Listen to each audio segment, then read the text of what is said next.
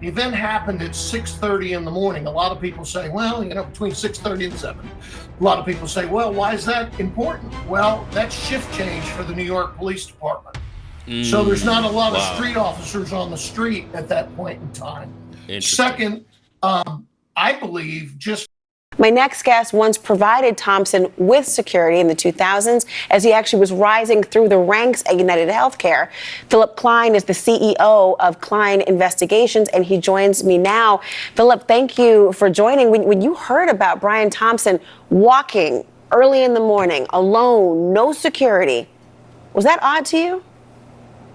It was baffling, to be honest with you.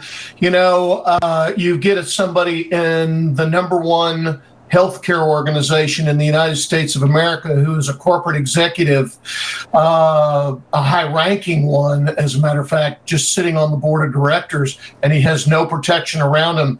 That is just baffling. I don't understand it. We still don't understand it. It could have been one of two things. According to the teams that we've listened to today, and of course the news media giving us information. One, it could have been a personal choice. He may have not liked living in the bubble, and that's what we call somebody that is in the middle that we are protecting. It's called the bubble. We're around him. Even when he goes to the restroom, we're still right outside the door, that sort of thing. Or UnitedHealthcare chose not to provide security for him. I don't know the answer to that. I'm not going to speculate on it, but it is highly unusual for the CEO of a multi-billion-dollar corporation not to have people around him. It's just, again, it's baffling. That might be so counterintuitive. And this is what I was thinking too when I first heard about this is this guy is the CEO of the top insurance company in the country. I mean, money is no expense, obviously, to him or this company about hiring security. It doesn't make sense at all. And usually when something doesn't make sense, there's a lot more information that you don't know, or there's a lie somewhere in the middle, or both. But if I was worth a quarter or half of what he was worth, I would probably have security with me at all times, especially when I'm staying in hotels or traveling. Guys, listen, there's people online right now trashing him and trashing his family and stuff, and basically more or less saying he deserved it, or at the least they're being, apathetic about it. I know, I get it in terms of like why people may have a disdain towards insurance companies and their business model, but you got to separate that from somebody being shot down in the street like a dog. I mean, come on. Right is right, wrong is wrong. And even if you think the insurance companies engage in wrong practices, which I'm sure you're not probably wrong about, I mean, in a lot of cases, it doesn't warrant this. That's not who we are as who we should be as people, and that's not who God has called us to be either. God doesn't give you the right to just go and take someone's life unjustly like that. And so I think that we need to keep these two things in focus. He was a human being, and also at the same time, he's not the healthcare industry, even though he is related to it, But let's hear the rest of this video really quickly. To people to think that, security, many people think are relegated maybe to high profile athletes or entertainers or people in Hollywood. But the idea that there would be some vulnerability for people in such high profile positions, I think is becoming quite apparent to people, at least this evening. And when you look at that video, the hour of the day, the landscape of Manhattan, just how vulnerable was he to any attack?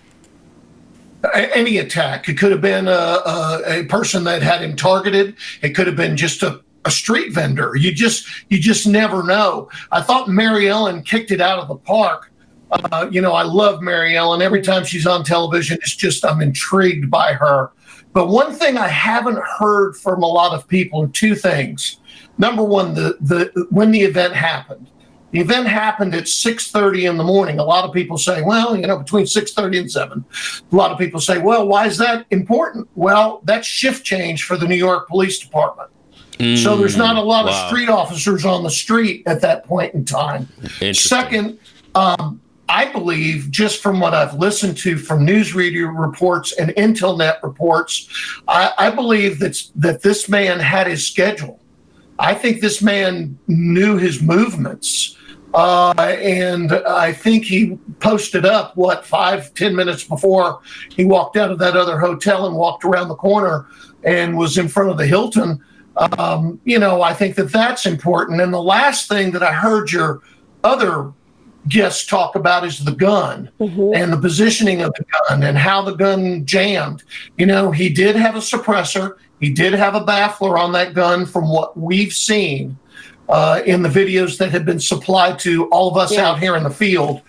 And the gun jammed because of the recoil of the action on it and the baffler. And not only that, but the silencer, let's just call it what it is, a silencer. And it did not set off any of the monitors in the city area that listen for gunshots that would have put police in the area immediately. Wow. So it just seems like the perfect storm. Well, Philip, we don't have much time, sadly, but let me ask you, how many bodyguards should have been around him? What would that detail have looked like to secure his safety?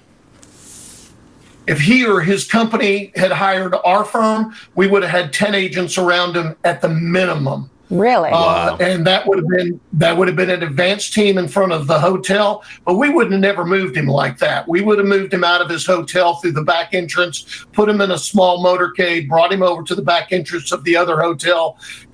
That's how we operate. You're saying other CEOs would have that, Philip? You're saying CEOs of companies, that would be something like a government official. They would have that level of detail. Yep, because he's fixing to give a speech in front of stockholders that are not being monitored and are not being checked. So I would make sure that on my team, if I was the detail leader, I would make sure that we would have had the room secure, number one, but number two, we would have brought him through a back entrance because it's that important. You're talking again about a very important man in this country. Philip Klein. And guys, let's be clear too.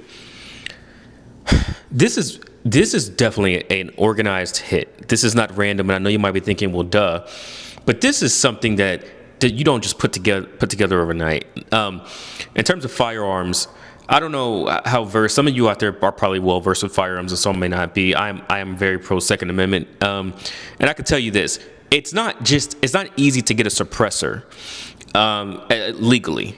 Let's add that caveat in there. You gotta go through the processes to get suppressors. You have to fill out ATF forms. A lot of the people, I don't know what the wait time is like now, but a lot of times the wait time of getting a suppressor could be a year, 2 years. I've heard even in some cases because of the backlog. So I don't know what the wait time or the time frame is now if you apply for one right now. But suppressors are not just something you can walk in off the street your local gun store and say, hey, let me get a suppressor out of the cage right there. That's not how that works.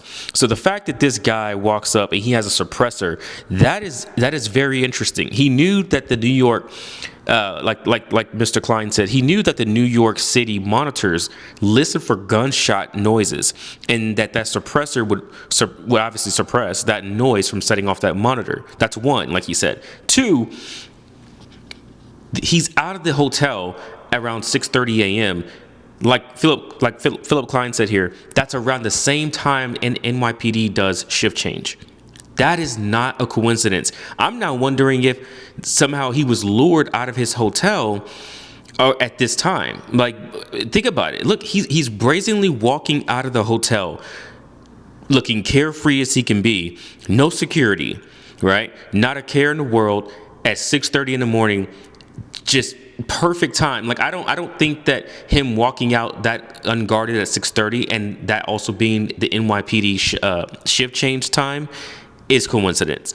I think that he was lured out at that time, or the hitman knew that he either was going to leave at that time at 6:30 and knew that would have been a great opportunity because of the shift change. But I don't for 1 second buy that this wasn't well thought out, and I agree with what he said. This guy probably had his schedule. He probably had his itinerary down to a T. I think it's also more important to note that they're now saying that there were things written on the bullets that they recovered from the scene that killed him.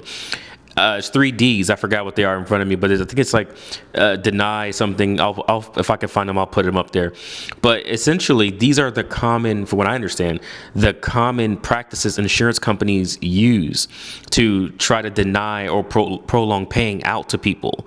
And so that's extraordinary from the standpoint that this person is either in my mind, a disgruntled relative of someone who didn't get health coverage from his company, or maybe he himself didn't qualify for coverage, or there was some loophole for the insurance company not having to pay him, or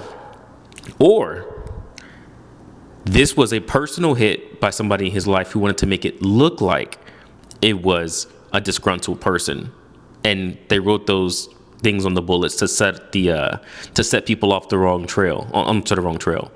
But let me know what you guys think. I know this story is everywhere. It's insane, to be honest, for a lot of different reasons. And I know a lot of C-level people, executives are out there really moving different right now. I'm sure in the last 24 to 48 hours, I'm sure the request for security guards and security companies has skyrocketed amongst executives out there. But let me know what you think on the comments below. Was this an organized hit? It was organized hit. But what I mean is, do you think that this person was probably someone who was disgruntled by his company? Or do you think it was a personal matter that was made to look like something else? Let me know what you guys think down below. And until next time, God bless.